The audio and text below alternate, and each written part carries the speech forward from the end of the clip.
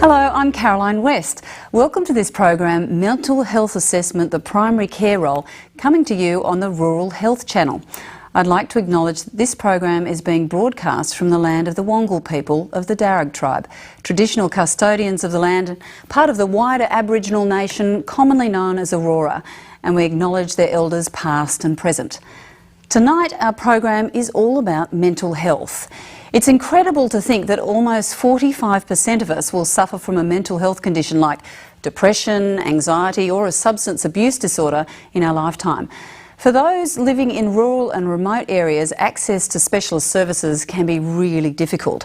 While 30% of Australians live in rural and remote locations, 90% of psychiatrists have their practices in the city.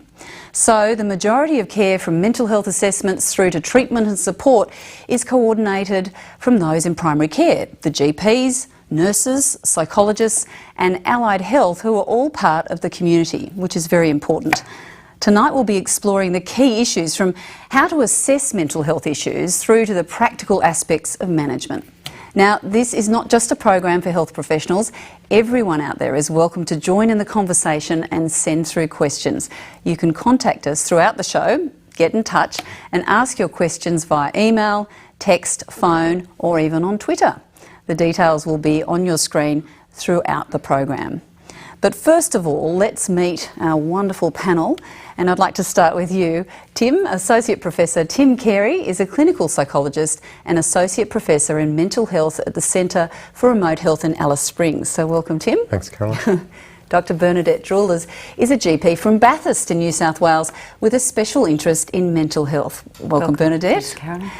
Jodie Eldridge is an Aboriginal mental health, drug and alcohol clinician working in the Community Mental Health Program in Wagga Wagga. So welcome, Jodie. Thank you. Dr Catherine Hungerford is a credentialed mental health nurse currently in an academic role at the University of Canberra, ACT. Thank you for being here. And Dr Jock McLaren is a psychiatrist with extensive experience in remote area psychiatry, currently practising in Brisbane. So welcome, Jock. Thank you. So welcome to you all. Perhaps if I can go to you first, Bernadette. You're a GP, a very busy GP in a rural area. Just how common are mental health issues in your practice? I find in my practice they're extremely common. Statistics show that probably 30% of patients presenting to general practices have a diagnosed mental disorder, and probably at least another 30% have some degree of psychological distress. So extremely common. And on top of that, probably at least 50% of patients with chronic medical conditions also suffer from some degree of psychological distress, if not a mental disorder. So it's very common. Extremely common. So, and I guess when you're trying to build a connection with somebody and discover whether they do have a mental health issue, they may not present with that straight off. Is that your experience? Yes, that's quite often they'll come in, they don't come in with a sign on their head with the standard checklist of signs of symptoms of depression. More often they'll come in saying, I'm tired, I'm run down, or doc, I just need a tonic. And we have to sort through a myriad of symptoms to work out what's really going on underneath all that. And I guess to sort of work your way through those scenarios, if I can turn to you, Jock, I guess building trust, rapport, a relationship with a patient is really critical. Can you tell us about that? I think that's absolutely essential. The psychiatry comes with a lot of baggage. You know, we're the people who put people away, and you've got to overcome that, because one thing people in rural and remote areas don't want is they do not want to be sent away. Firstly, it's an awful long way. It's a different climate. Often nobody speaks their language, and when they come back, they have this terrible, terrible burden of the stigma of having been sent to a mental hospital. So it's very, very important to build trust and confidence right from the beginning. I think it's important to be seen around the community, to be part of the community, and even just something like going for your run in the evening and being seen is a very important way of building up a sense that this person is somebody we could actually talk to. So making yourself part of that community and connecting with people. Yes. So do you think there still is a large stigma attached with mental illness? Oh, it's a huge stigma, and particularly in country areas. People tend to say, oh, you know, well, when I was in the north, people would say to me, oh, well, you live in the north, you must have such a lovely, relaxed lifestyle. I said, I've never been so busy in all my life. But people in remote areas in particular will hold back until things are out of control. And so you don't see, people don't bother you with minor stuff. When they come in, it's serious. It's got to be taken very seriously. Because they've taken the time out to come in. And you've mentioned that sort of staying as part of the community. Jodie, you work very much in a community setting in Aboriginal health. How important is it for the people that you see to stay in their community setting? Yeah, very important. They need to see us out in the everyday life, out in the community doing things, running programs, and very much being involved and caring about what's going on for them in their world. And you create programs to specifically plug them into the grid, so to speak? I do. So I have a mums and bubs group which runs every week. We run different programs from whether it be healthy eating to relaxation, a number of things. And those women rely on that every week. So, yeah, it's a really good thing. Fantastic. So, and there are so many services, aren't there? Catherine, if I can come to you on this one. So, I guess when people are in rural and remote locations, they could be accessing mental health services through a variety of channels. And there's a bit of confusion out there, isn't there, as to what everybody can provide.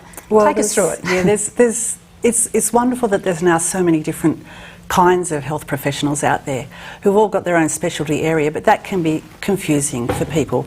Who do I go to when? And I think in rural areas in particular, some more remote areas will only have a nurse. Sometimes a doctor will fly in and out, sometimes a psychiatrist will fly in and out. There may be counsellors, there may be Aboriginal health workers, but many people will say, I don't know who to go to, I don't know who to turn to, or who even to refer to. Some health professionals may not know who to refer to. So given that we've heard that mental health conditions occupy such a great space in terms of the number of conditions that we see, how important is it for all of those allied health professionals to be upskilling, if you like, in mental health? Well, it's very important to be upskilling, and there's some great programs now offered by the Commonwealth Government online that they can upskill through. But I think just as important as upskilling is being able to work together as one, if we can, and communicate with one another, work together, who knows what information, when. It's very important to pass the information on. Yeah. Tim, you're a psychologist, a clinical psychologist. You're obviously working very much in a team setting. Yep. How important is it for you to have all of that background information coming from other health professionals? Oh, very important, Carolyn, and it's a great point that Catherine made. I'm lucky at the moment. I work in the public mental health service in Alice Springs, and I work with a really great team of psychiatrists, and we work very closely together. Previously I've worked in primary health in co-located practice with GPs, and there again worked very closely with the GPs. And I think that is really important, because by the time I get to see people, I assume that I'm seeing someone with a mental health problem, meaning that the physical health problems have been kind of ruled out, or that the psychiatrists or the GPs have already assessed those and taken care of those, essentially. So I'm lucky in that sense that I get to work in a practice where the continuity of care and communication is very, very open. And are we seeing the same sort of conditions that crop up for the populations living in rural and remote areas? Or is there a slightly different shift there in terms of presentations and the sort of issues that people are up against? I think a lot of the problems are similar. I don't kind of try and fit people into diagnostic boxes so much as concentrate on the problems in the lives that they're living. And because people in rural and remote communities have different circumstances in their lives, those circumstances are going to be different from people in metropolitan centres. But the underlying mental health problems and psychological distress is going to be very similar. So that the things that you might link them into in terms of social supports and community groups and programs will necessarily differ. But yeah, I think the underlying distress is still similar and prevalent and important. What about the access pathways? You know, what sort of services are available? What are we up against in certain areas? Jock, what's your experience? You've travelled around a lot in remote parts of Australia. Yeah, well, that was a little bit different because I was totally integrated into the health service in the Kimberley region, and so I just travelled around. I just travelled non-stop for all just throughout the year. People knew me, people were very familiar, and it was very much easier. And the medical practitioners, and in particular, but also the remote nurses, knew that they could ring me anywhere, any time of day, and talk. And that was terribly important, this high level of communication between the different practitioners. It's very important. A lot of my work was simply supporting the remote nurses. Sometimes I didn't even see the patient, but I'd be talking to the nurses about them all the time. A lot of wisdom comes from community nurses, doesn't it? Do a fantastic job at actually getting to know people in the community, and there isn't much they haven't seen. Yes, very wise, yes. I think I think some important differences between the rural, remote and certainly the urban services, so far as access and pathways goes, would come down to distance and perhaps accessibility. And of course in Australia we're big on pushing that we have services that are accessible. And that can be difficult in rural and remote areas where, and Jock mentioned this earlier on, where people will have to travel large distances often to access specialist services, away from their families, away from their supports, away from their friends, and that takes them out of their communities, which Jodie's big into, and they're in a very artificial environment, then discharged back into the place they left in a different space, but it's difficult for them, if they're feeling better, to go back. So you might want to talk to that. Yeah. About in Alice Springs, how it is out there. Well, yeah, just exactly that, and I think it speaks to the importance of a continuity of service between psychiatry, allied health, psychology, and the GPs in primary care, so that people aren't kind of lost to the service. Yeah. Perhaps what we can do is bring in one of our case studies here, because it may be interesting to explore some of the issues that it raises. Let's take a look at this story of Jean, who's a 50-year-old farmer's wife, and she's got an appointment today. She's presented to your waiting room. She's dishevelled. She seems pretty agitated in the waiting room, and on examination responds in a pressured, anxious way. She begins to talk in a very rapid manner about a workman from a neighbouring property. He's been harassing her, coming around at night, calling her, and last night made lewd suggestions through the window. Her husband is currently away. Jock, what's going through your mind with what we need to think about here? My first thought is this is potentially quite dangerous. Something serious is happening, and there may be a factual basis to what she's saying, there may not be. So there's going to be some detective work straight away. I would be in touch with her husband immediately. He's entitled to know that this is happening. It's quite serious, and you would immediately be asking him for any information that he can give. You'd have to try and contact the neighbours to see what's going on. You have to be very careful about that, though, because it could lead to trouble. You want to know, have some independent information about whether she's drinking or using drugs. One other thing you have to bear in mind these days is presence of firearms in the house. And this is where I'd be talking to the husband.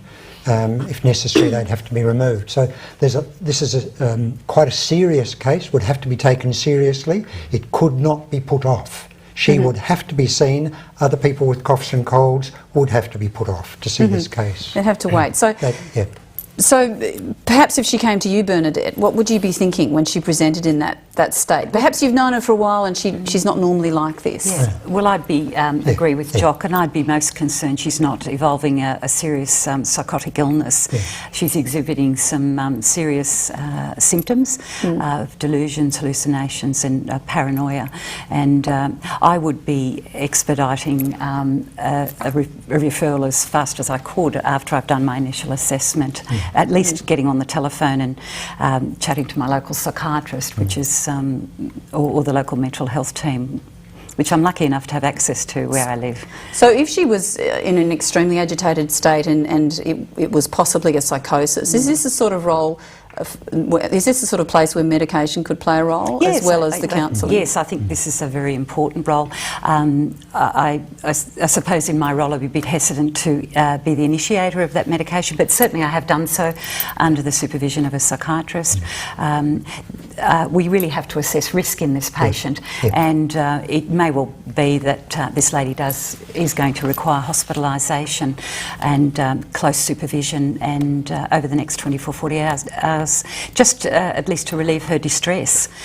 If what we're witnessing is quite bizarre, she is obviously experiencing quite significant anxiety and distress herself. Because sometimes it's quite difficult to actually get a diagnosis in these early stages, isn't it? There's a provisional diagnosis, but it could be a few things. Tim, is that your experience when people are very unwell? Oh, definitely. I mean, I think one of the positive things with this lady is that she's actually presented herself to the for help. She hasn't been brought in, so that's kind of a good thing. And I think part of the assessment would maybe explore a little bit about what brought her along, what her concerns and worries were, along with the kinds of things that she's reporting. So yeah, definitely the taking people seriously and spending time to understand the problem from their perspective and the context in which that problem is occurring in terms of their day-to-day living is really important. Mm-hmm. And I guess if you're a nurse in a community situation, how would this situation unfold if somebody presented in a really agitated way? I think it would be very difficult. I found that the difference between working in a rural location and an urban location comes down to confidentiality issues in a small rural location. And someone who presents with psychotic symptoms may seem scary and will have the label of mad, and it's very difficult for that person to be then taken to a mental health unit, often in a police paddy wagon or under some sort of guard. Then they're put in there, and then again they have to go home. So working with that person and working against the stigma that still seems to surround certainly psychotic illness, I would say, is far more stigmatised than a mood disorder. So working with that is very complex. And as you say, it's really scary, isn't it? When somebody's really unwell, they're moving into a foreign world rapidly, and when it becomes this sort of medical problem suddenly, and as you say, they're introduced to things that they may be confused about or may feel that they don't warrant. Yes, so it's certainly scary for them if they're taken to an acute mental health unit. It's scary for their family, it's scary for their friends. And then again, working with that whole family, friends, partner, her husband, who may not know what's happening, may not have ever experienced psychosis, psychotic illness, and then again when she's discharged. So there's a lot of work and a lot of background work needs to go in before we can send her home again. Jodie, what's your experience if you have somebody who presents in this kind of way? Have you had people with, say, postnatal depression who've been severely unwell come to you? Definitely. So we sort of look at exactly what the issues are at hand, and in this case we definitely look at to see whether or not this is actually real, this is actually happening. So is it actually occurring at the time? Is this a delusion or is it not? Is there any other health reasons or anything like that? So just sort of looking at the whole story. In terms of confidentiality, which has been mentioned a little bit, how much information can people access? So does somebody's husband have the right to know about them when they're unwell? What's the story there with... Because people are naturally fearful that perhaps their personal information will be disclosed to somebody that they know as a friend who works in a capacity in the health field. What are the boundaries there? I find the whole conversation quite interesting because if someone's wife had a cardiac event, a heart attack, and was raced to hospital, would people sit there and think, should we inform the husband? But if someone has an acute psychotic episode and they're rushed to hospital, they do tend to wonder what should happen. And I find that whole conversation quite interesting. Why is it so different when there's an acute illness happening? Well, except I don't think there's not an acute illness happening yet in this case. We don't know. I mean, we don't know, for example, that the woman's not intoxicated or under the effects of some substances, or she started some dementing illness. You know, again, so ruling out physical physical illnesses would be important. In my work, again, with working in the public mental health service, I certainly share information with people and would involve family as well if necessary. But I always put the patient at the centre of that, so they're in control of whether that happens or not. And even in the mental health service, where notes are shared between psychiatry and psychology and allied health and mental health nurses and so on, I still make patients aware of that and let them know what the limits to confidentiality are. And you'd move into tricky turf if, in fact, there were allegations against the partner, for example, who then wanted access to the information. So it is a difficult one. So perhaps if we can move on to our next case study, though, because this illustrates an example that I think will resonate with many of us. Our next case study is Sam, who's been encouraged to see his GP by the local financial counsellor. Sam is 47 and has suffered a great deal of financial pressure in the last 5 years because of the drought.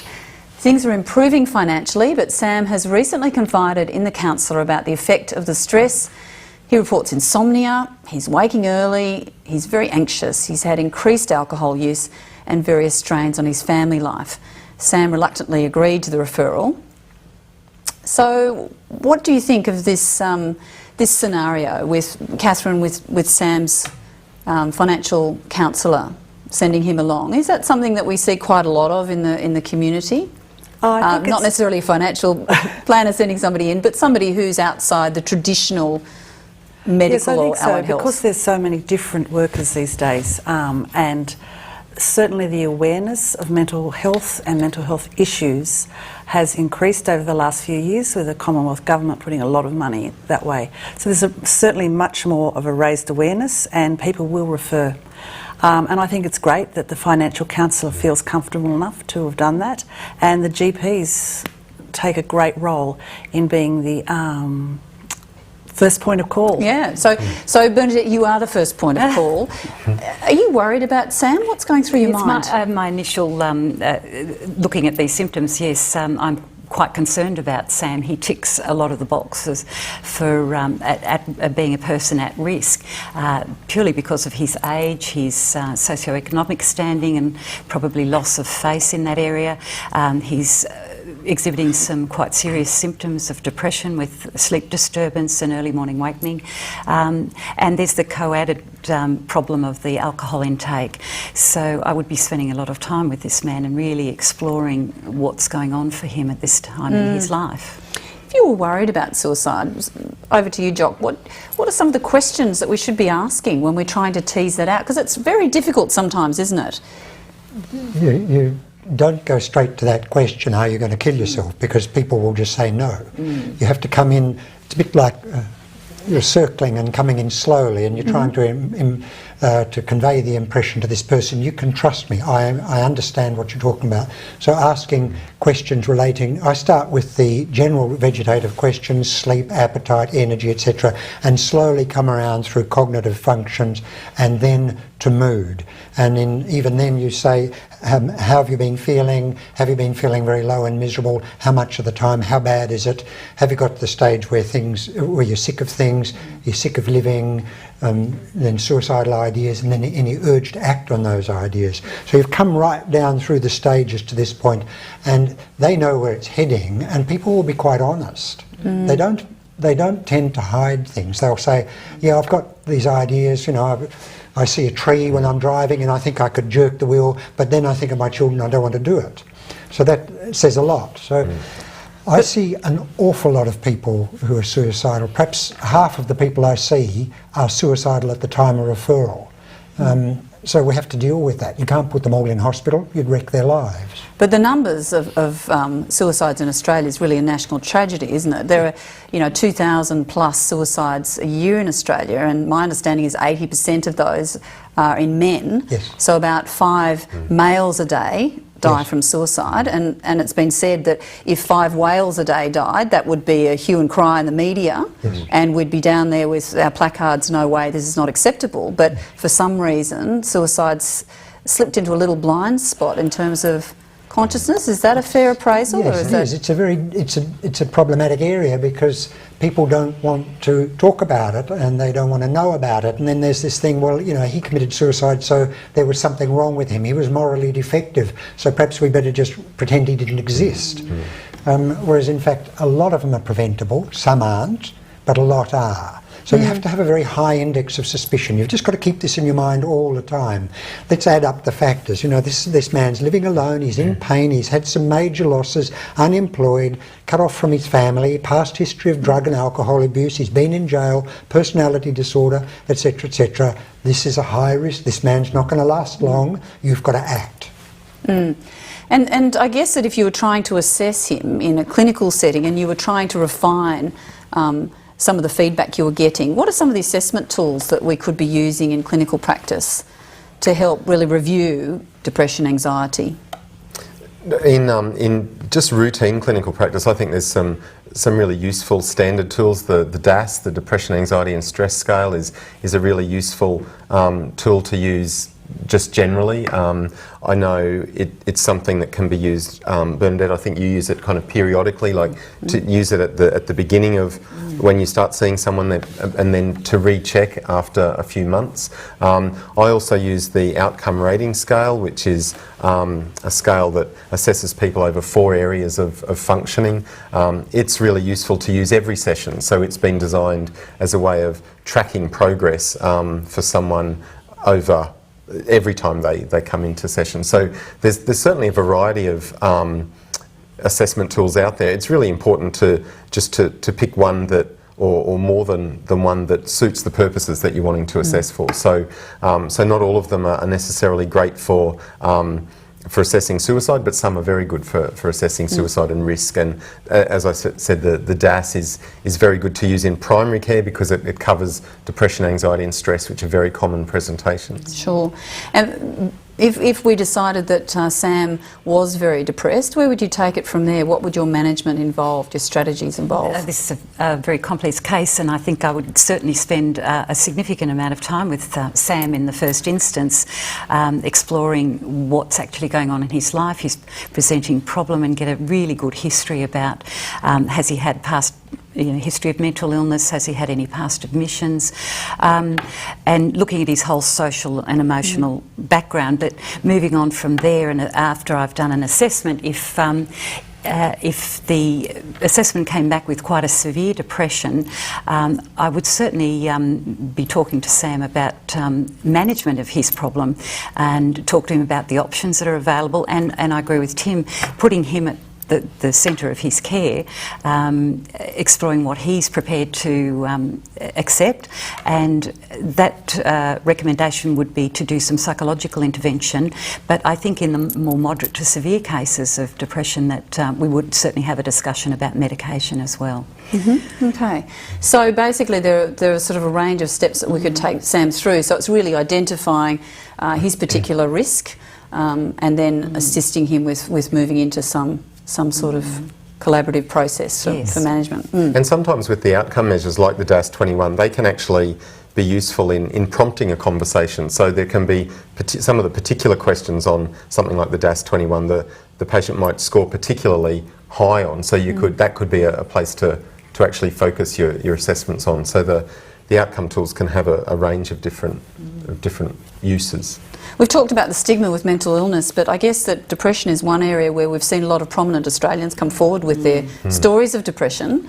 How useful is it that people are coming forward and talking about their situations? Jodie, what do you think is the impact on some of the patients that you see, knowing that they're not alone, for example? Yeah, that's exactly right. I think exactly that, letting them know that they're not alone, that there are services out there that can help them.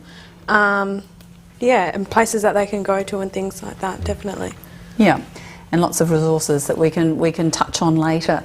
But perhaps we could then now discuss another case of someone very interesting. A 25-year-old woman called Yvonne, and she's living in a rural town. She's the wife of the local school teacher, and she's recently arrived, which is not an uncommon story, I understand, in rural communities. She's been a frequent visitor to the local pharmacist, inquiring about natural remedies for insomnia, headaches, irritability and general emotional upset. The pharmacist suggested that she make an appointment with the psychologist in a nearby town. They're lucky to have one. Bernadette, is this an appropriate referral? Look, a direct referral from a pharmacist to a psychologist I don't think is an entirely appropriate referral. On a base level, she would need to see the general practitioner to get rebates for the psychological services in the first place. But really the most appropriate person for Yvonne is to really have a full and thorough assessment with a general practitioner. There are so many issues going on for a patient like Yvonne. She needs her medical history sorted out, have a full physical checkup. We need to find out about her drug and alcohol intake. We need to find out about her social history. She may have a whole range of issues that are going on in her life, and it may be even as simple as domestic violence. And I think all those issues need to be sorted through and a proper evaluation and assessment done, a full physical examination, just make sure she has no underlying physical disorder, which is entirely feasible, and then a management plan or a formulation can be worked out for this. What are some of the tests that you might run on her to exclude some of the more common causes of, say, an anxiety disorder? Yeah, well, so I routinely, for all my new mental health patients, I think it is really important for them to know, because as I said before, they often come in with physical symptoms and they honestly believe they have a physical illness. So I think in my part, it's if I do a full physical examination and send them off for blood tests, checking biochemistry, haematology, hormone levels, thyroid disorders, biochemical profile, both the patient and myself can be really satisfied that there's no underlying medical disorder, which every now and again we do get surprised with. And certainly thyroid disorders pop up in anxiety disorders. Okay, so she's decided to come along and see you. So she's bypassed the psychologist. She's come to the GP or perhaps the community nurse. So she's come into a port of call, which is Allied Health. But you've got a really busy clinic. You've got people stacked up waiting to see you, Catherine, in your clinic. And she's presented and she's got a lot that's on her mind. There's a lot to get through. How are you going to manage that in a really busy practice where somebody's obviously in need? Well, of course, counsellors, psychologists, Allied Health work a little differently from GPs in that we have more time. So generally we'll have at least an hour. So it's great that she's come to see you. Yes. So, and I think I would reiterate what Jock has said and the others have said. Listen, I think the first port of call for anyone that comes through the door is just hear what they have to say. Because often just the telling of the story, unburdening, will help. Jock, I know that you've worked in some very interesting parts of Australia and you're a very good listener. How important is it to have that skill of listening as a health professional? I think it's critical, but my intake assessment is very, very highly structured. So I go through a huge amount. I think I ask something like 400 questions. Oh my goodness. How long does that take you? It's over an hour. And pushing things through, but it covers everything. And the last question is there anything we haven't covered? Have you ever had somebody say, yes, oh, sometimes yes? they say, yes, I forgot to mention. But just taking the history in such a structured way, it can be a revelation to a lot of people. The other thing that shocks me is the number of people I've seen with complex psychiatric histories who say, nobody's ever asked me that. Nobody's ever asked me what church we were brought up in. Why, this is terrible. I've had people, just done an assessment for a chap in the US. He said, I've seen 3 of the most senior professors in this state, and it's a big state. He said they didn't ask any of those questions. You've got to ask. People generally won't volunteer, men in particular, and rural men even more extreme. They won't volunteer unless you ask. They're not holding it back. They just don't think it's appropriate. Okay, so they keep it to themselves. What's the story, Jodie, with women, say younger women, who may also be reluctant for various reasons to talk about where they're at? What's your experience there?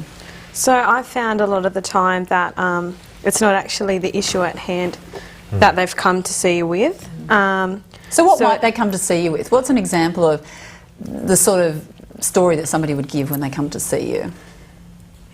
In my case, it's more focused on the children.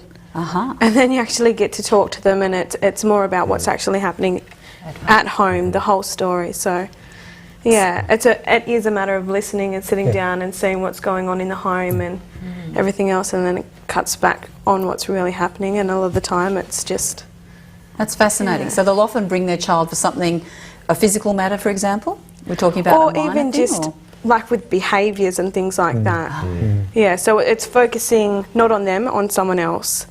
And then you get to chat with them, and it's not just about the children, it's also about them. So yeah. So I guess that you're building that rapport, which gives them permission to then talk to you about what's really on their mind. Exactly. Because what are some of the issues that they're up against? Are they fairly engaged, or are they isolated, some of these younger women? How young are we talking about? Some of these mothers are what sort of age that you see?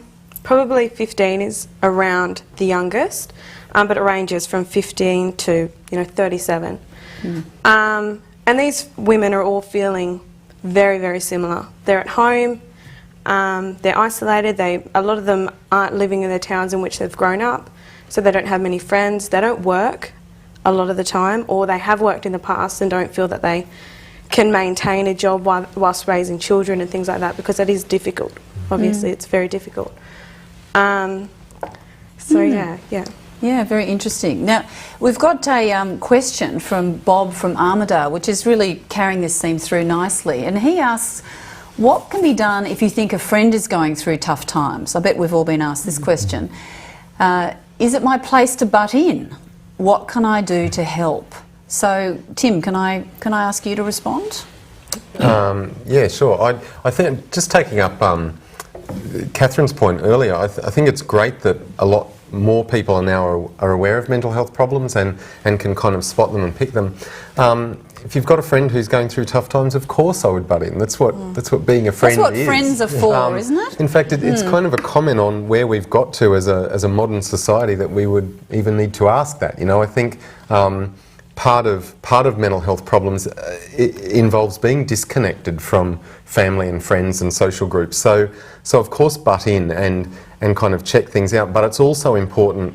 The last thing that someone who's going through tough times needs is to be pushed around or directed, or so they still have to have some kind of control and empowerment over what happens to them. But certainly being there, supporting them, checking things out, listening to them, offering to help is incredibly important, and it's what being a friend is, I think. I would go further and say, depending on the age of, if Bob's friend is younger, a younger male will often need someone to go with them. So as a friend, you can offer to go with them somewhere, and that may give them the impetus they need, rather than saying what you need to do, Bob, or Bob's friend. Yeah, well, that's a critically important point, because studies have repeatedly shown that the worst thing is critical relatives, critical friends. So hypercritical attitude is counterproductive. You just say to them, well, look, I don't know what the problem is, but I will stay with you. I'll go with you. We'll go together. Because I mean, that's a really important point, isn't it? Because often there's a bit of misunderstanding. It's great that this friend's being supportive, but isn't it the case that some friends and family, when somebody expresses that they've got a mental health condition, they expect them to just pull up their socks or get over it, or it's mind over matter? Pick or themselves up. Do you find that? That expression, let go, move on. That's terrible. Yeah. It's not particularly compassionate, is it? It's not compassionate, it's not helpful.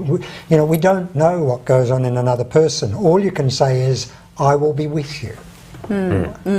We've got another question now from Brendan, and he's called in. He works in allied health and thinks he is in a position to identify changed behaviours and moods in patients he sees on a regular basis. What can he do? So he's not a general practitioner, but he's working in part of the extensive team. What can he do here, Bernadette? Look, I think someone in this position is quite well equipped to do a basic assessment scale, like a K10 or a DAS score.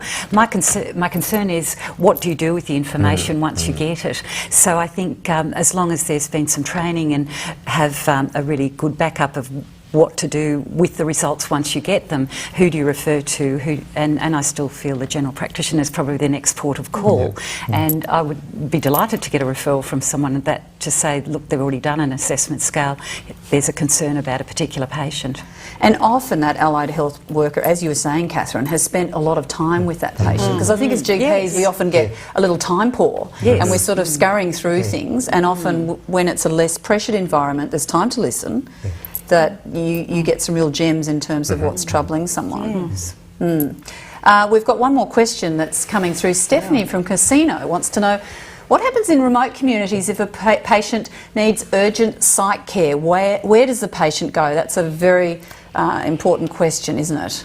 Who's in a position?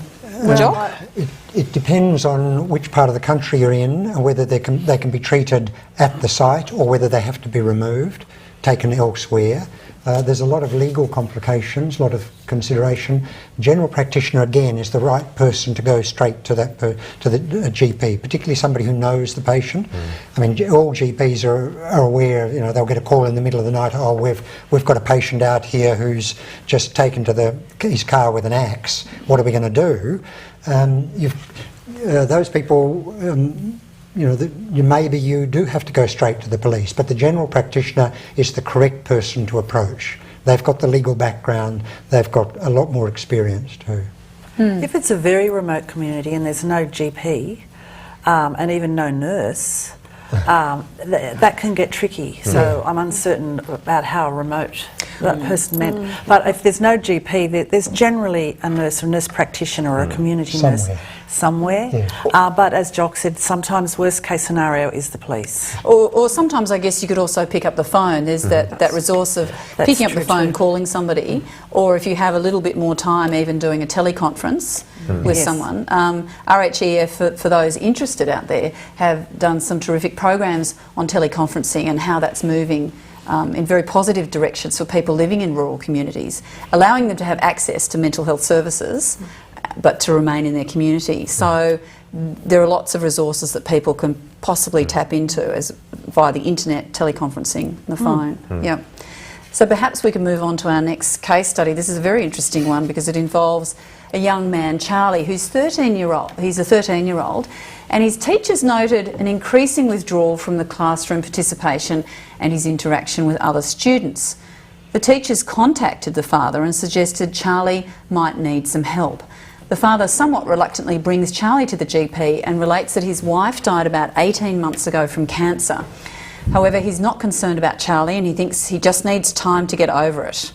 He himself is a busy man as he runs a large property now on his own. Charlie seems reticent to talk about anything, like many 13-year-old boys.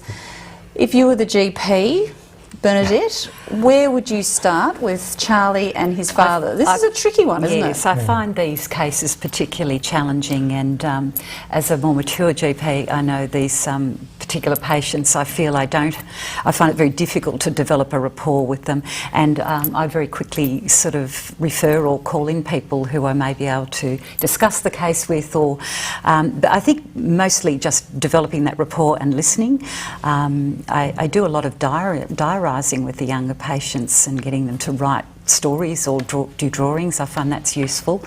I'd be concerned in this case about the father. I actually would love to talk to him and get him in on a consultation, at the same time doing a covert mental health assessment on the dad, because the child may well be exhibiting the father's depressive illness.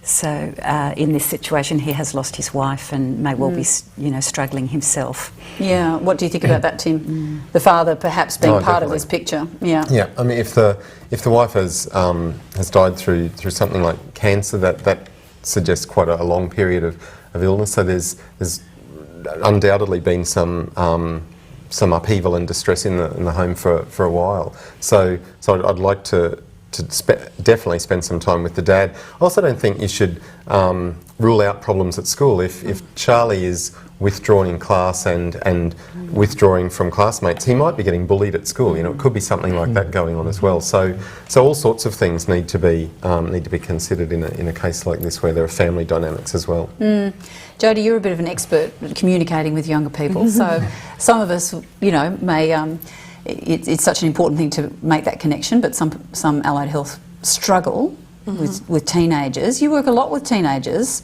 How do you find you go with that, and what are some of the tips you could share with us? I'd probably say it comes back to if you wanted to do a complete assessment with this adolescent, I'd probably take him out of an environment of somewhere where he's comfortable, say, you know, outside, play some handball with him, have a bit of a chat about what's going on. So once again, it's getting the whole picture. Like you were saying, it might not be anything to do with his mum. It could have, he could be bullied, there could be many things that are going on. So I think it's just having a look and having a chat and sitting down and listening to what's going on for this young boy. Catherine, what would you be thinking here? Well, I have a different thought. I actually thought it was great that the teacher referred, what was his name? Charlie, yeah. And I think that's an added dimension. It shows the raised awareness across all the services, and it's not just about health professionals. It's great that teachers are now keeping an eye out for mental health issues in adolescents and kids. And the important point about the teacher is that the teacher picked up a change in Charlie's behaviour, and I think that's the real key, that a teacher's someone who knows Charlie over a long period of time, and to see a change in what's going on for him is a key that there might be something going on. I think it's important too, and I'll probably get into trouble for this, but don't go straight to drugs in these cases. There is so much pressure now to put children on drugs. And I think that pressure has to be resisted. And a boy like this, it might be he is grieving his mother. It could well be a protracted grief reaction, in which case drugs are probably going to be the wrong thing. He needs to develop that rapport with somebody and be allowed to explore this. It will take time. There's nothing going to be lost.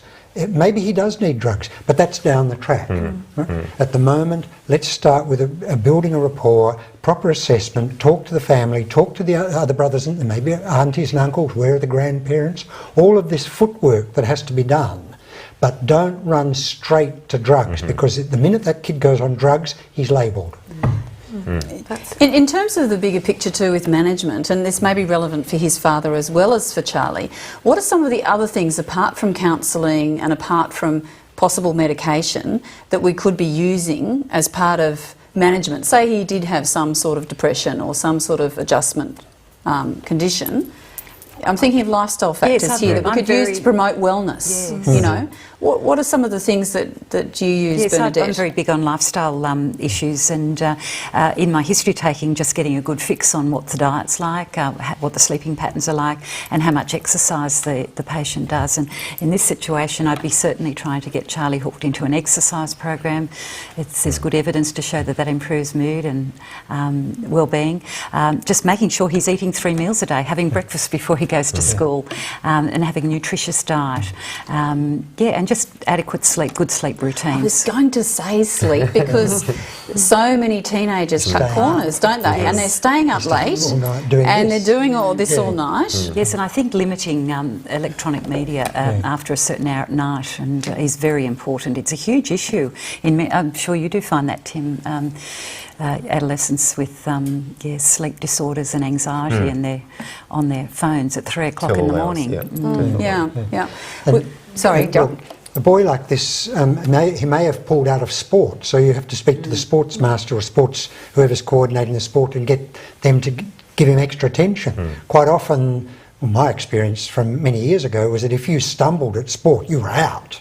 What we're trying to do is get them to bring the stumblers back in. We don't want elitism in sport at this age. We want it to be all inclusive. Are there does he belong to a church? Does he belong to Scouts? Are there other support groups? All of these things to improve his socialisation and reduce his withdrawal. They're important. Get him really connected into his community if he has retreated in other areas. Very important. We've got another question. A caller asks, if a referral, I think we touched a little bit on this before, but if a referral from a pharmacist about a customer is appropriate, especially in a small town. I think it's entirely appropriate. They, certainly if it's a patient of mine that has, medications that the pharmacist has developed a rapport, often they might be the first point of contact. In a busy general practice in a rural community, it may be 6-12 months before you see patients. You're often doing repeat prescriptions, and I'd be quite happy to take a call from a pharmacist with some concerns. And I guess the way of managing chronic diseases is very much a team-based approach, and very often a pharmacist will be included in a formal way on that team, and they'll be doing a medication review possibly for that patient, and they're very much part of the collaboration, aren't they? I think in the old days we were far more separate in our silos, weren't we? Yes. And these days we've all come together. It's more of an issue of where the referral goes. So, Yes, so a referral from a pharmacist to the GP is definitely appropriate. A referral from a pharmacist somewhere else might not be so appropriate. And would the same go for whether you're an Indigenous patient or an Indigenous community member, do you think, Jodie? I think, why not? They may only be accessing a pharmacist. So, I mean, that'll give them the opportunity to then get that referral. Otherwise, if the referral's not made, then they're missed. Yeah, that's They're slipped exactly through right. the cracks. So from all backgrounds, having that network of referral I think is so. really important, whether I it's a think teacher, whether it's the pharmacist, the financial counsellor, everyone has a role to play in encouraging someone to get assistance. Definitely. Because really we're dealing with this early diagnosis, early attention is really going to make a difference to outcomes here, isn't it? This is what we're really here for. It's that sense of how are we going to improve the situation for people. The buzzword is accessibility. And the professionals have got to be accessible. The worst thing is where they're hiding behind big walls with iron bars, even with broken glass on the top. The first mental hospital I worked in still had broken glass on the top of the walls. And you've got to get away from that siege mentality because it takes over the professionals. This is why, when I was in the Kimberley, my office was actually my four-wheel drive. I didn't actually have an office. And that was fine because people knew where I was. And there was no sense of, you can't stop me, you can't talk to me. It was always, there's always a sense of moving through the community. I always used to use the analogy that Mao Zedong said, that the Red Army moves through the community like a fish moves through the rice plants in a rice paddy. Never does any damage, it's always there. And that's how we have to be accessible. Fantastic. Now, for those of you who out there would like some more information, there are a number of organisations who have a range of very useful information and support on this topic. And some of those resources that are available include the list that will be on our website. I guess younger people too are accessing lots of resources on their smartphones, aren't they, Jodie? Yeah, definitely. What are some of your clients doing in terms of apps and that sort of thing? So, yeah, just downloading like relaxation, mindfulness. There's lots and lots. So if you've got anxiety or depression or anything like that, all you need to do is type it into your phone and it'll take you on there pretty much.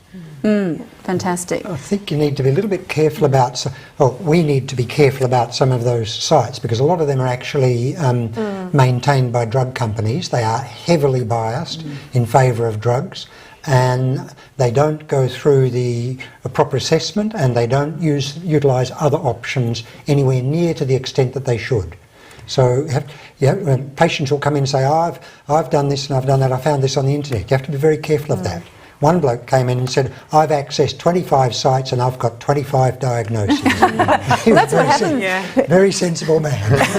That's what happens with Dr. Google, but perhaps that's what we're here for, to be the filter. Yes. So I'd like to wrap up because we've had some wonderful conversations tonight.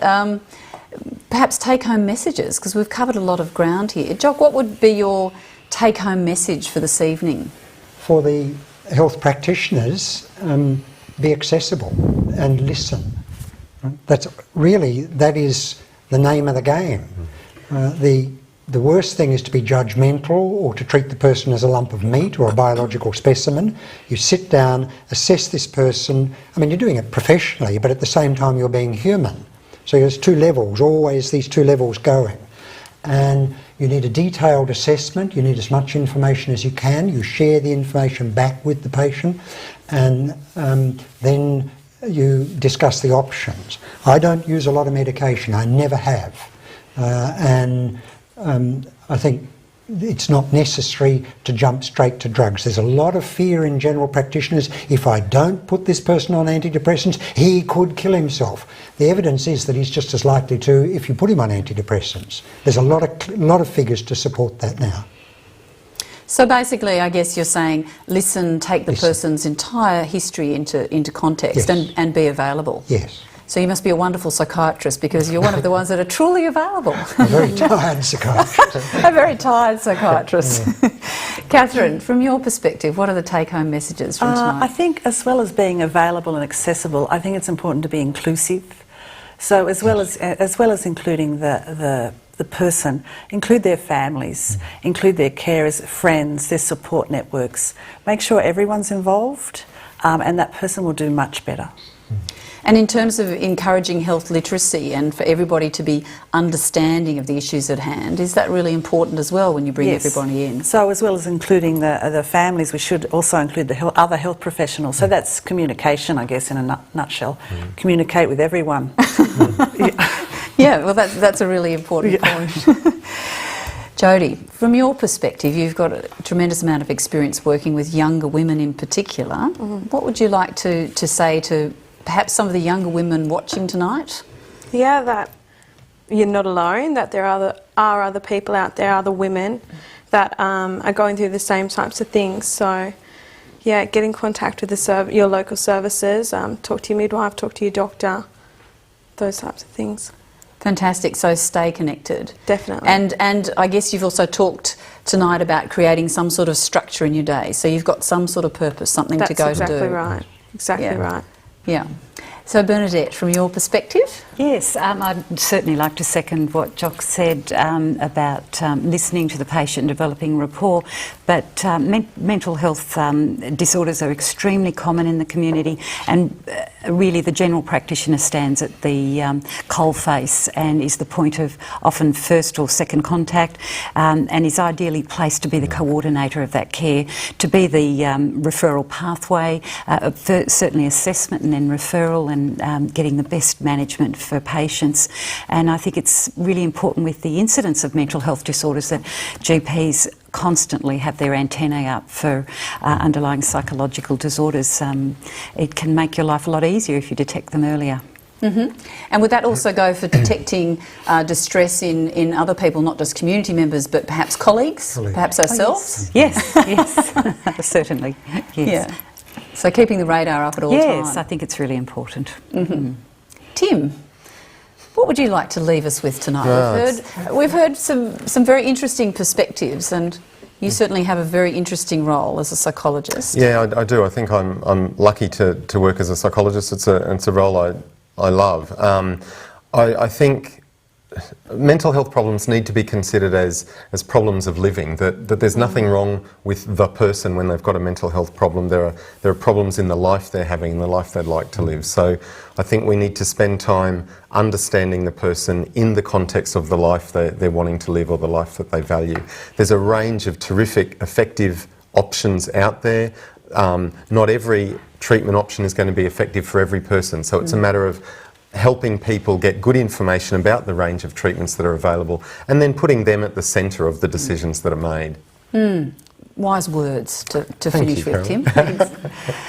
So I hope you've found this program on mental health assessment useful. The primary care role, it's such an interesting topic, isn't it? We could talk about it all night, but if you're interested in obtaining more information about the issues raised in the program, or you'd like to watch this program again, please visit the Rural Health Education Foundation website at rhef.com.au and click on the program page, Mental Health Assessment, the Primary Care Role. If you're a health professional, don't forget to complete your CPD evaluation form, which can be completed online. You'll receive a certificate of attendance and, if eligible, CPD points. Our thanks go to the Department of Health and Ageing for making this program possible. And a special thanks to you for taking the time to watch and contributing to our discussion today. We'd appreciate any feedback on the program. Your comments are very important to us, so let us know you watched the program by sending us an email or text, and feel free to share your views. We'd love to hear them. I'm Caroline West. Goodbye, and join us again on the Rural Health Channel.